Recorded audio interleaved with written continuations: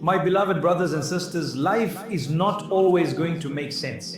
There will be moments where you feel lost. There will be days when the burden on your shoulders feels far too heavy to carry.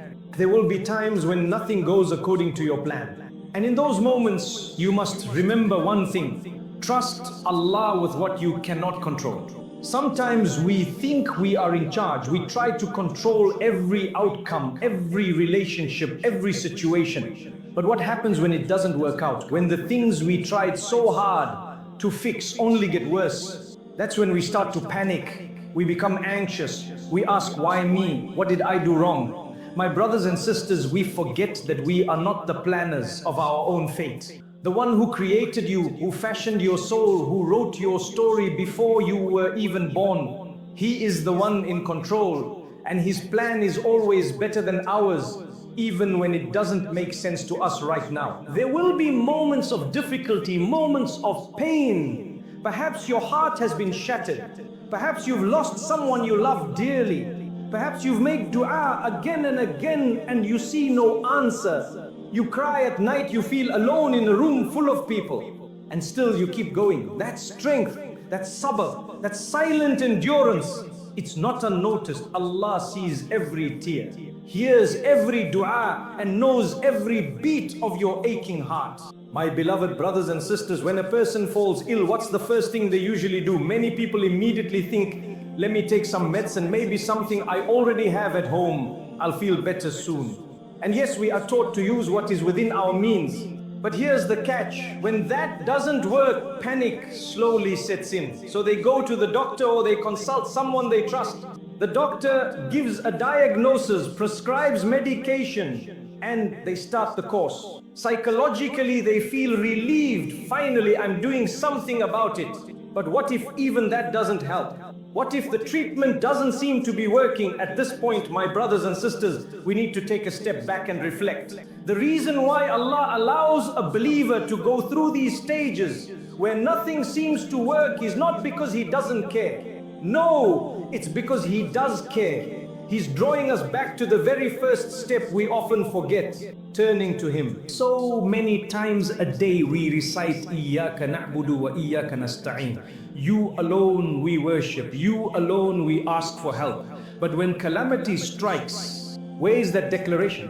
Where is our trust in Allah? The truth is, if we start off by depending solely on doctors or medication or our own intelligence, or even what we read on Google, we're already missing the mark. There's nothing wrong with seeking help, but the mistake is relying on the means while forgetting the owner of the cure, Allah. A true believer understands that everything begins with Allah. Yes, we take the medication. Yes, we visit the doctor. But before all of that, we raise our hands and we say, oh Allah, guide me. Oh Allah, cure me. Oh Allah, make this easy for me. Because what good is physical healing if spiritually we are distant from our Maker?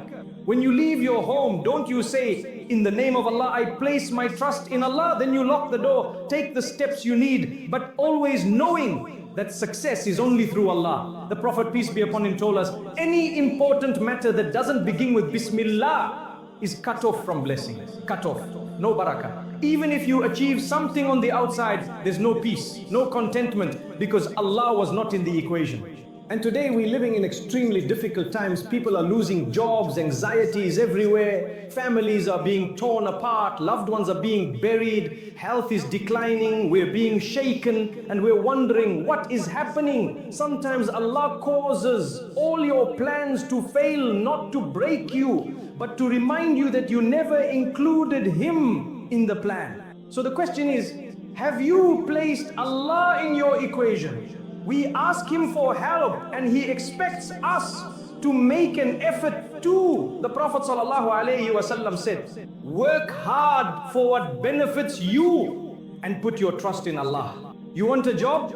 You need sustenance? Don't just get up and walk into the world like Allah isn't part of the process. Wake up, pray your salah, make dua. Oh Allah, I'm stepping out today. Guide me to what is best. Then go out, Allah will guide your footsteps. But if you ignore Him, there will be no blessing in that job, that income, or that effort.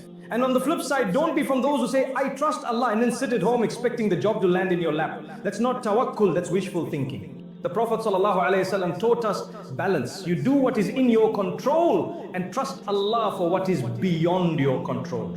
A man once came to Umar bin Khattab, may Allah be pleased with him, after being caught stealing. When it was time for punishment, he said, how can you punish me? It was written for me to steal. Umar replied, and it was written that we would punish you too. You see, brothers and sisters, we all have a limited choice, and Allah will question how we used it. If everything was forced upon us, there would be no point in praying or doing good. But Allah gave us a choice to believe, to strive, to obey, to repent.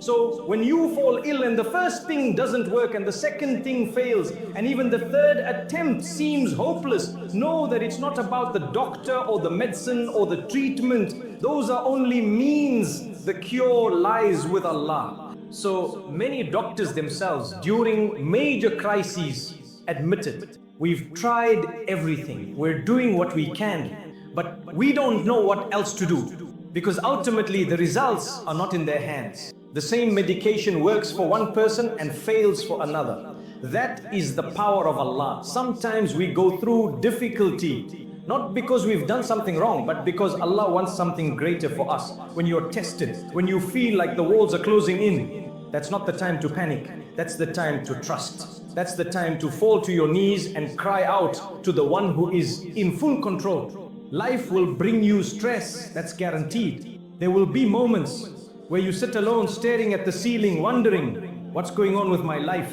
Everything feels out of place. The heart is unsettled. The mind won't stop racing. Anxiety becomes your silent companion. And in those moments, shaitan whispers, where is your Lord now? Where's the help you've been praying for? But my brothers and sisters, that is when your true belief is tested. Do you still trust Allah when you can't see the way? Do you still believe that He's a Rahman when life feels harsh? Do you still call on Him as Al-Wakil, the one who takes care of your affairs, when everything around you is falling apart? That's what true tawakkul is.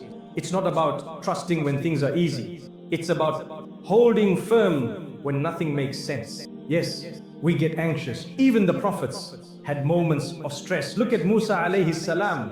When he stood at the sea with Pharaoh behind him, his people cried, we're doomed, we're going to be caught. But what did Musa say? No, indeed my Lord is with me and He will guide me. That is the trust we need. Sometimes you're doing everything right. You're praying, making dua, avoiding sin, giving charity, and yet things are still hard. The bills are piling up. Your health is getting worse. People are turning against you. You start thinking, am I cursed? Is Allah angry with me? But that's not how it works. The Prophet, peace be upon him, was the most beloved to Allah, yet he buried his children. He was driven out of his home. He was called names. He faced hunger. He was injured, and yet he was the most blessed of all mankind. So difficulty is not a sign of Allah's anger. Sometimes it's a sign of His closeness to you. He wants you to turn to Him, not just with your tongue, but with your heart.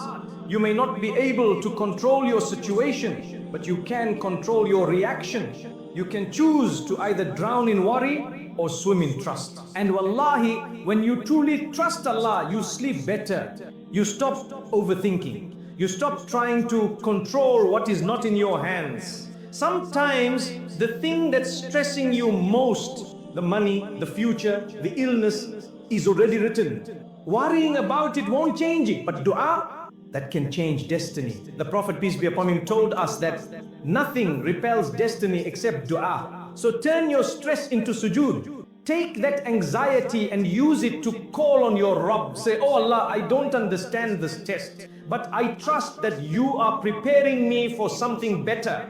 And be certain, Allah is not ignoring you. He's not punishing you without purpose. He's not absent. He knows every heartbeat, every tear, every thought you're afraid to share with others. He knows, and He's waiting for you to speak to Him. So my dear brothers and sisters, don't let stress push you away from Allah. Let it pull you towards Him. We are not in control, that's the truth. We don't even control our heartbeat. We don't control the next breath. How can we possibly control what happens tomorrow or next week? But Allah, He is in control of everything. And if He is with you, what have you lost? And if He's not with you, even if the world is at your feet, you've lost everything. So tonight, just pause, breathe, and say, oh Allah, I leave what I cannot handle in your hands. I leave what I cannot fix in your power. I trust you. I know you are enough for me, because He is enough. He always was and He always will be. When I was much younger, I remember visiting one of my scholars who had just lost his leg in an accident. It was amputated. We went to the hospital to see him, and I'll never forget, he said, Alhamdulillah, I lost my leg. I remember standing there thinking, did he say the right thing? And it wasn't just me. A few others were confused too. You're young and someone says, Alhamdulillah, after such a big loss, you begin to wonder, is he okay? But when we asked him why, he said, what if I lost my life instead of my leg? This is a small price to pay for a second chance. Allah saved me. That's a heart that sees the wisdom of Allah even in the pain.